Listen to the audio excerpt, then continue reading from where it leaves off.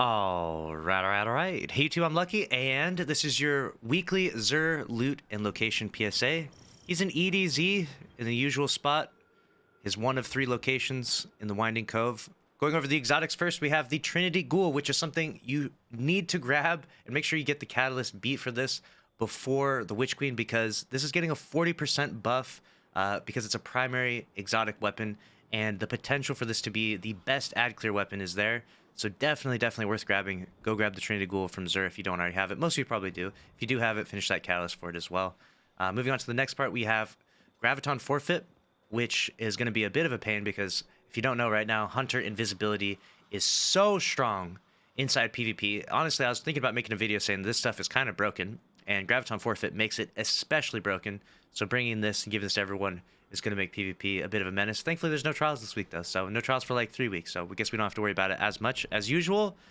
This distribution overall is decent, but 60 stat is a little low. 17 mobility, 11 recovery, decent intellect, decent strength. It's not a half bad roll. It's definitely better than the one from collections and might be better than the one you have in your vault. Moving on to the next, we have Saitans Ramparts, probably one of my least favorite exotics to play against. This one is a really good exotic for Titans. You put down a wall, you can shoot through it. Very strong.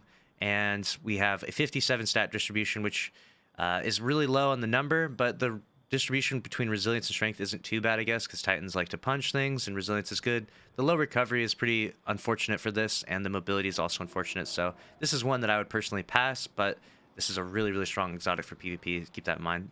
Moving on to the next, we have Astrocyte Verse. If you put this on your Warlock and you blink, you will fly around the map like a bat out of hell. And it has a 66 stat distribution, but unfortunately has really low recovery. So another average roll there. Moving on to the weapons, we have really nothing too crazy this week. We've got the Enigma's Draw with full auto and rapid hit, pretty average.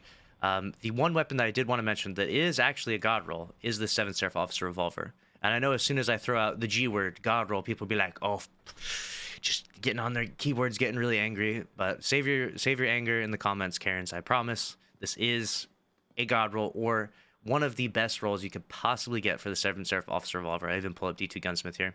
Time Payload is best perk in slot. Okay, this is going to do the most damage as like a bugged aspect to it.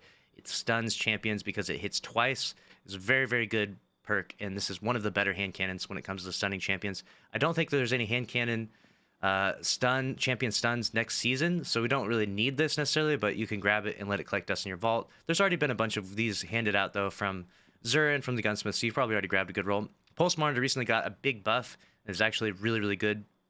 It doesn't have any other serious reload perks here like rapid hit or outlaw, so Pulse Monitor is probably one of the better options because you would want to pair with a reload perk with this. Appended Mag, definitely the best magazine in slot. The barrel doesn't matter too much, but it does have fluted barrel. And then reload speed masterwork on this bad boy is really nice, so keep that in mind. This is a god roll right here, definitely worth grabbing if you don't already have it. But again, you probably won't end up using it for a while, but it is a good weapon. Moving on to the next one, we have Nature of the Beast with Quick Draw Dragonfly, a very average roll at best. Wishbringer with Field Prep Moving Target, nothing too fancy there. Long Shadow Hipfire Grip and Triple Tap, pretty average roll as well. Interference VI, what is this? Or should I say Interference 6? Definitely nothing good there. And the Stars and Shadow is outclassed by that Messenger big time. But it is an energy slot, high impact frame, pulse rifle. So moving on to the armor though, there's actually some pretty interesting armor for the Hunter this week. The first one I actually want to mention is at the end. These boots are crazy. Make sure to log in and go grab these boots on your Hunter. Whether you're doing PvE or PvP, this is a 66 stat roll pair of boots with about as perfect a distribution as you could possibly ask for.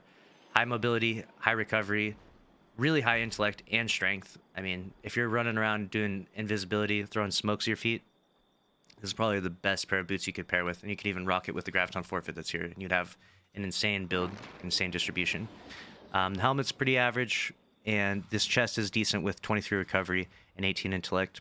As far as the Titan goes, the Titan did not have any good armor pieces as terms of distribution, but it did have some sexy looking armor, so you might want to check that out. And the Warlock did have a good pair of boots with 23 recovery, so keep that in mind. Warlocks out there, you might want to go grab the boots as well.